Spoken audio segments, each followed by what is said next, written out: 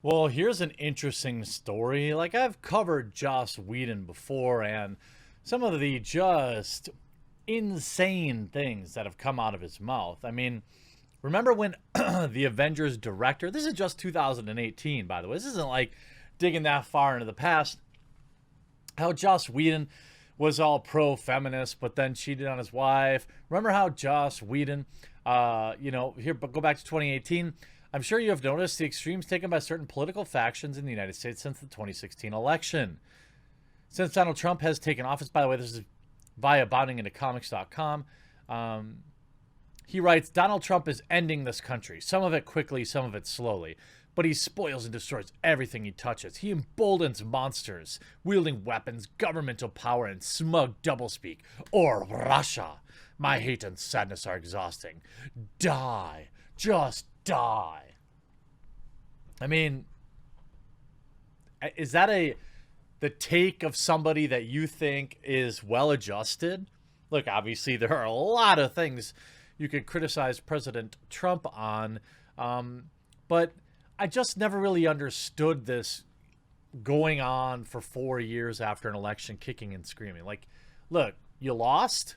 Take the L. Focus on improving your candidate going forward. Unless you're just the modern Democratic Party, and instead you just want to whine and cry for the next 4 years, and then wonder why you're stuck with old smelly McCreepy Biden. You know, maybe you should have spent those 4 years, preparing a better candidate instead of Orange Man batting the whole time. Now we're stuck with Orange Man or Joe Biden. What? I mean, this is what you got, Joss Whedon. Anyway, nonetheless, Joss Whedon quickly outed on Twitter today by cyborg actor Ray Fisher, claiming that Joss Whedon's on-set treatment of Justice League's cast was, quote, gross, abusive, unprofessional, and completely unacceptable. I mean, enabled by two guys who shouldn't be working in the industry any longer, and yet here they are announcing their new project today, Something Rotten at WB. Interesting timing. Now, Bounding in the Comics picked up the story as well, saying Justice League actor Ray Fisher, who played Cyborg, accused Joss Whedon of bad behavior. Fisher made his accusations on Twitter, writing Joss Whedon's on-set treatment, and it is still live. Here's the tweet, obviously. Let me refresh to make sure he hasn't deleted it. Nope. He was enabled in many ways by Jeff Johns and John Berg. Like, that's pretty spicy. Now we're going to start to see some specifics leaking out, I'm sure of it. Fisher is not the only person to make these claims against the Avengers and Justice League director. Whedon's ex-wife, Kai Cole, penned a piece in The Wrap describing Whedon as a hypocrite preaching feminist ideals. I mean, there couldn't possibly be any other reason to fake that. Cole claimed that after their marriage ended, Joss Whedon confessed to him that he used to position on Buffy the Vampire Slayer to have numerous affairs. In one communique, he wrote, "When I was running Buffy, I was surrounded by beautiful, needy, aggressive young women. It felt like I had a disease, like something from a Greek myth. Suddenly, I'm a powerful producer, and the world is laid at my feet, and I can't touch it." She then detailed how he did touch it, she wrote. Joss admitted that for the next decade and a half, he had multiple affairs and a number of inappropriate emotional ones that he had with actresses, coworkers, fans, and friends while he stayed married to me. Cole then added that Whedon told her, "I let myself love you. I stopped worrying about the contradiction. As a guilty man, I knew the only way to hide was to act through though I were righteous. And as a husband, I wanted to be with you like we had been. I lived two lives." In fact, she goes on to claim that Whedon went on to describe that his behavior was normal in Hollywood. In many ways, that was the height of normal. In this culture, we were taught to be providers and companions at the same time to conquer and acquire, specifically in the bedroom. And I was pulling off both. Cole concluded her article, "I want to let women know that he is not who he pretends to be. I want people who worship him to know he is human, and that the organizations giving him awards for his feminist work to think twice about the future about honoring a man who does not practice what he preaches." Interesting. Interesting.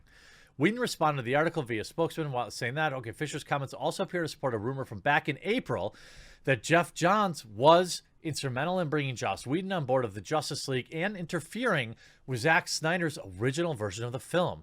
That rumor came via YouTuber Grace Randolph. By the way, she covers great stuff. As stated, in fact, I can tell you, Johns is pretty much the one who was responsible for Zack Snyder getting replaced by Joss Whedon. She added, he did it behind his back. That's all I'll tell you today. It's really bad. Snyder's original version will be released on HBO Max.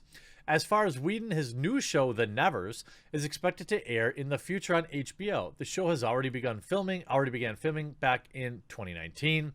It's interesting.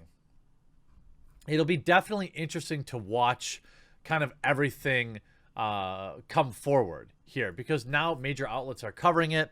Here's Variety. Ray Fisher accuses him of unprofessional behavior.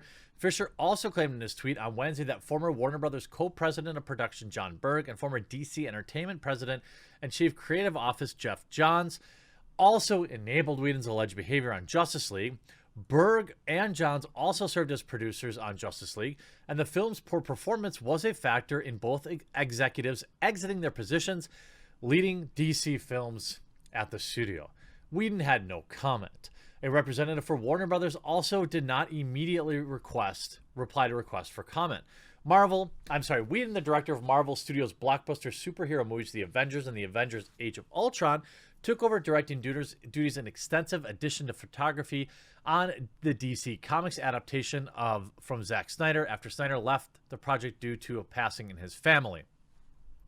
Fisher played the cybernetic hero Cyborg in the film, alongside Gal Gadot's Wonder Woman, Ben Affleck's Batman, Henry Cavill's Superman, Jason Momoa's Aquaman, and Ezra Miller's The Flash. The resulting film received mixed to negative reviews and grossed a disappointing $657 million worldwide. More importantly, the total mix of Snyder and Whedon's sensibilities led to many fans see the film as unacceptable compromise of Snyder's true vision. That led to a years-long grassroots campaign to, quote, release the Snyder Cut of Justice League, which was ultimately successful. Snyder announced in May that his cut of the film will debut on HBO Max in 2021. Fisher hinted at friction with Whedon earlier in the week when he tweeted a clip from Justice League panel in 2017, San Diego Comic-Con, in which he praised the filmmaker as a great guy and that Snyder picked a good person to come in and clean up and finish for him. And then he put out this tweet earlier, I'd like to take a moment to forcefully retract every bit of this statement. Now you wonder, I saw this come out on June 29th, and I thought, that's probably not enough of a statement. I know that, I am excited for the Snyder Cut to appear on the open ocean because it's on HBO Max, and HBO Max is a censorious coward product. But nonetheless, it's interesting. It's interesting. You can see some of the comments. The black actor suddenly comes out to say he was mistreated by a white filmmaker 3 years after praising the same filmmaker. Timing is everything, and this stinks as a load of BS. To be honest, I find it quite amusing to see crazy liberals eat themselves.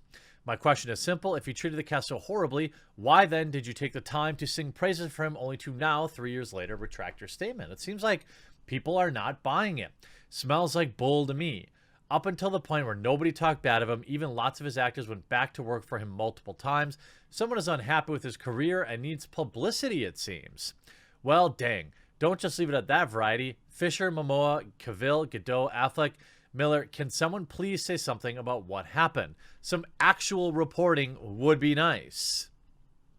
Now, it would be interesting to see if there's actually any information. We know that Joss isn't exactly the best individual. Remember, he fired an actress for getting pregnant. Of course, Joss Whedon is terrible. I mean, we see all sorts of stuff like this. Ultimately, will the actor come out and say, will Ray Fisher come out and offer any specifics?